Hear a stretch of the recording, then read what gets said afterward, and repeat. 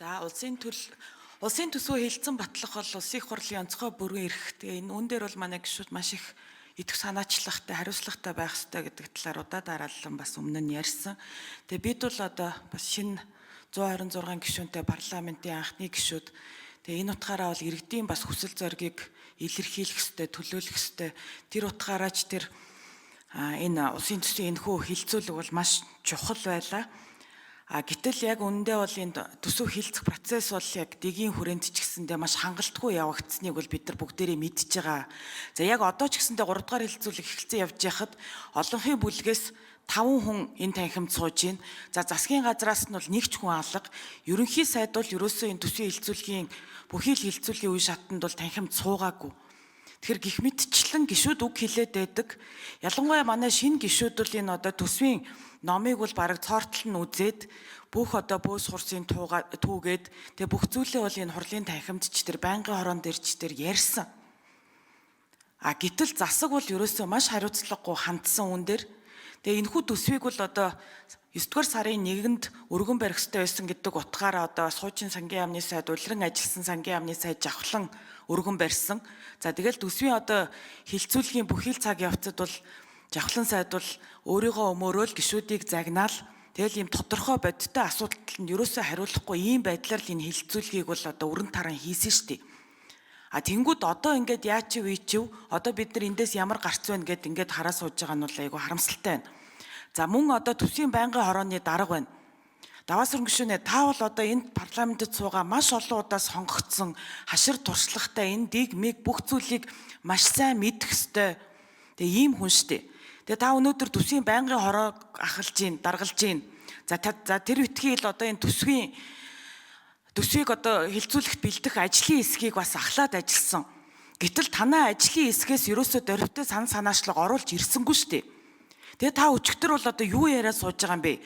Зах зээлд итгэдэггүй, хувийн хвшилд итгэдэггүй. Тэгээ яашин тойрогтой тавиулсан бяцлагныхаа үйлдвэрийн төлөө тэгэл ерөөсөө энэ төсвийнхаа тэр ажлын хэсгийн ажилд байнгын хорооны ажилд ийм хариуцлагагүй хандаж болохгүй шүү дээ. Тэгээ одоо бусад нөхдүүдийг болохоор та нар саналаа оруулж ирээгүйгээ загнаа суучих юм уу? Чи таны хариуцлагын асуудал шүү дээ.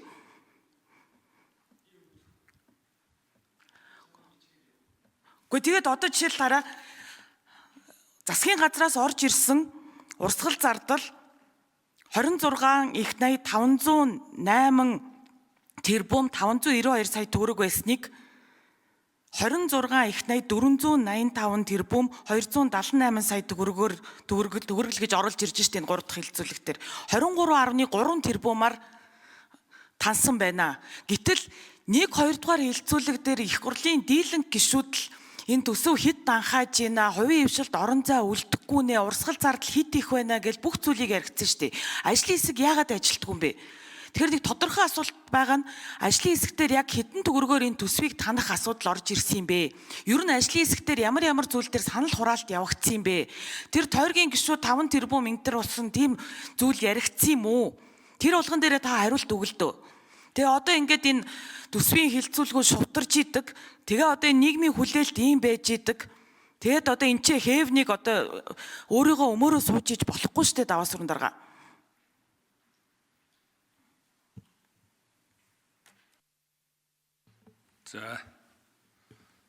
За даваасрын дарга жаргалан гишүүний асуултанд хариулъя. За тэр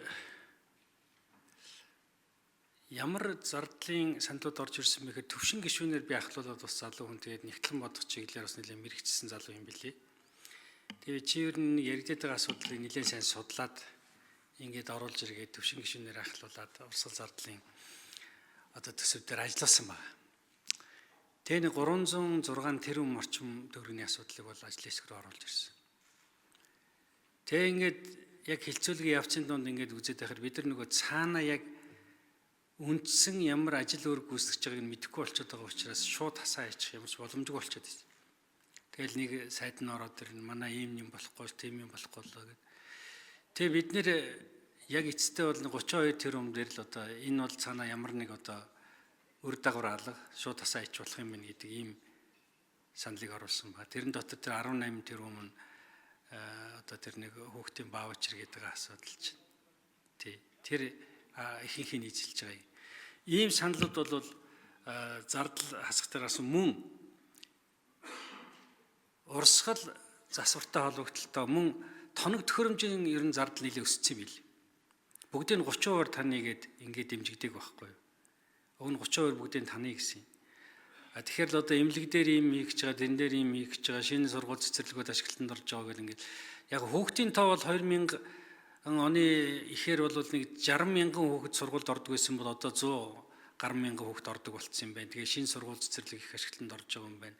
Ковидын дараа нэлээд сургууль цэцэрлэгүүдийн ялангуяа цэцэрлэгийн асуудал дээр хөрөнгө оруулалт хийгдсэн.